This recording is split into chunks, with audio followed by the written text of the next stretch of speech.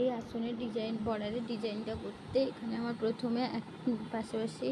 নিচে 3টি ঘর, এখানে 3টি ঘর, এখানে করা হয়েছে 4টি ঘর, এখানে উপরে 1টি ঘর করে, এদিকে 1টি ঘর কমিয়ে ডান দিকে 1টি ঘর করে বাড়ানো হয়েছে। এখানে উপরে কৌণিক বরাবর এখানে 1টি ঘর করা হয়েছে, তার উপরে আছে 2টি, এরকমভাবে এই জায়গায় করা হচ্ছে।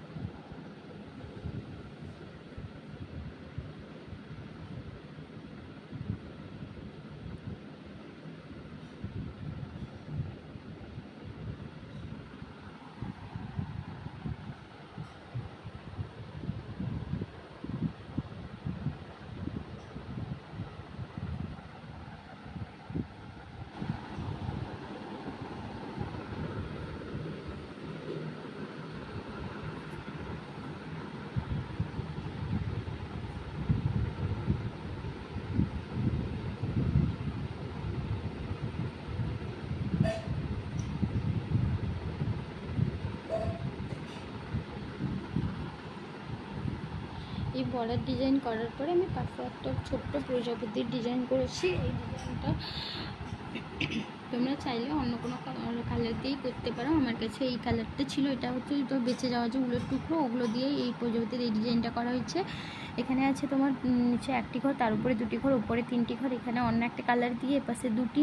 ডান দিকে 1টি করে, এখানে 1টি ঘর আছে, এখানে 1 2 3 4 5 6 7টি ঘর, এখানে কৌণিক বরাবর বাম দিকে 2টি ঘর রয়েছে, এখানে কৌণিক বরাবর 1টি ঘর বেড়েছে, এখানে উপর নিচে আছে 4টি ঘর, এখানে 2টি ঘর, এখানে 1টি ঘর,